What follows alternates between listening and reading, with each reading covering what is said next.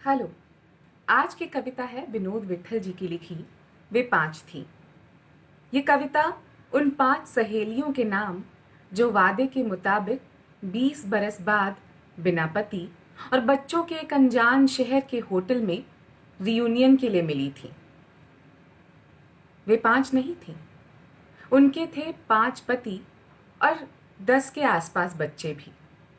कुल जमा 20 का कुनबा था, जिसमें मायके और ससुराल की आबादी जोड़ी जाए तो हो सकती थी 100 के भी पार।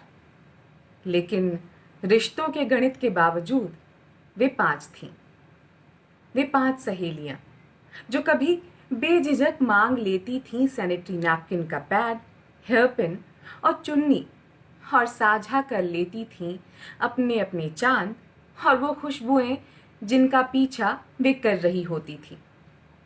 आज आई थी 5 अलग अलग दिशाओं से, अपने सुखी, उबाऊ, परेशान नाक, चमकते और स्वीकारे जा चुके वर्तमानों के साथ अतीत की गठरियां लिए, जिन्हें लाते हुए उनके पति, बच्चों, सहकर्मियों ने नहीं देखा। लेकिन वो अतीत था और साथ आया था। हैरत की बात है कि वो इतने गहरे कोठारे में रहता था जहां जाने के लिए हवा को भी मशक्कत करनी पड़ती है, जहां सूरज अपने जन्म से आज तक नहीं पहुंचा और चांद केवल एक फटे कागज पर पेंसिल से उकेरे गए चित्र का नाम भर था। वे पांच थीं, अलग अलग दिशाओं से अपने अपने अतीतों के साथ आती।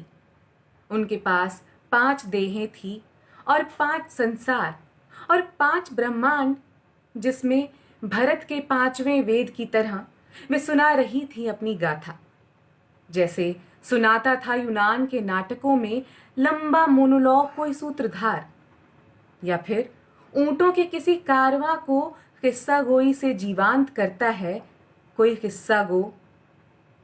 अतीत और आज के बीच नट की तरह झूलता हुआ, जिस 5 रास्ते वाले गोल चक्कर पे वे मिली थीं, वहां एक वादा किसी अंपायर की तरह उनकी प्रतीक्षा कर रहा था कि उन्हें 20 बरस बाद इस जगह इस तरह मिलना होगा। क्या मिलना अनावृत होना है? क्या मिलना अतीत की किसी पगडंडी से वर्तमान की सड़क पर आ जाना, या फिर उल्टा ही? क्या मिलना सुविधा की उन सलाइयों की तरह है जिसमें जिंदगी के स्वेटर के कुछ रंग बदले जा सकते हैं? क्या मिलना किसी खेल की तरह हो सकता है जिसमें आप कुछ घटनाओं से अलगा सकते हैं खुद को और रीटेक करते हुए जी सकते हैं कोई शॉट जिसमें कोई फैसला लिया था? सोचता है अंपायर और चुप रहता है। 5 दिशाओं से आई वे पांच थी, जो बोल रही थी बारी बारी, जो भीग रही थी बारी बारी। उनमें से कोई बीच में खिड़की खोलती और हाथ निकालकर देखती घनघोर बारिश को, और फिर चुप हो जाती, थोड़ा सहमती, थोड़ा घबराती, थोड़ा इतराती अपने किसी फैसले पर, और थोड़ा धन्यवाद देती ईश्वर को कि ये स्थिति उसके साथ नहीं हुई। कुछ ईर्ष्याएं थी उनके बीच, केवल सुख की नहीं, दुखों की भी, लेकिन इतनी बारीक कि नजर नहीं आती थी। कुछ अबोले शब्द भी तैरते हुए उन खुशबुओं की तरह जो हेयर रिमूवर की होती है। लेकिन अच्छा ये था कि सब कुछ डीकोड हो रहा था। वे पांच थीं और उनके पास कुल 10 जीवन थे। 5 वे जो वे जीना चाहती थीं और 5 वे जो वे जी रही थीं। बावजूद इसके वे 5 थीं। उनमें से एक के पास अपने प्रेमी के प्रेम पत्र की छाया प्रतियां थीं, जिसमें नाम की जगह खाली थी। एक के पास थे कुछ अपने पाप, चोट के निशान की तरह, जिसे वो अब किसी को नहीं दिखाना चाहती थी। एक के पास क्रांतिकारी भाषण वाले पति के व्यवहारिक पहलुओं पर लिखी गई पपड़ाई डायरी थी। एक के पास अपनी जिंदगी को बच्चों में जीने का रोड मैप था। एक के पास अगले जन्म के भरोसे थे सारे दृश्य।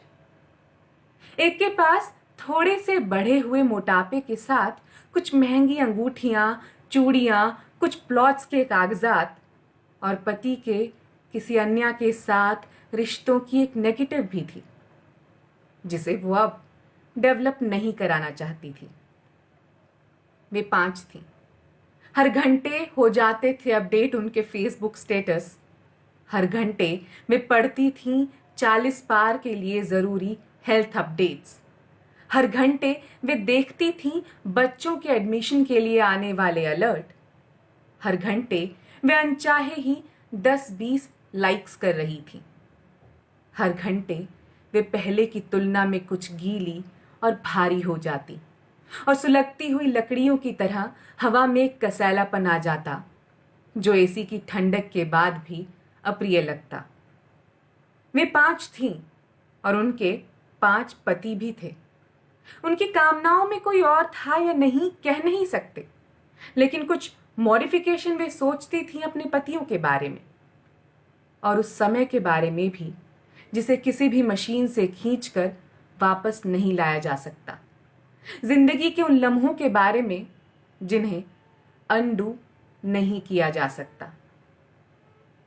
वे 5 थीं अपने 5 अतीतों के साथ, लेकिन वर्तमान में उन अतीतों के लिए कोई जगह नहीं थी। लिहाजा उन्होंने अपने अतीतों को फिर अपने अपने दिल के डीप फ्रीजर में कैद किया और रवाना हो गई, ये कहते हुए कि भविष्य के किसी ऐसे ही 5 दिशाओं वाले गोल चक्कर पे वे फिर मिलेंगी और कोशिश करेंगी कि बिना गला खखारे बात कर सकें और माफ कर सकें इस दुनिया को, क्योंकि जिंदगी की हार्ड डिस्क को बदल पाना नामुमकिन है। शुक्रिया।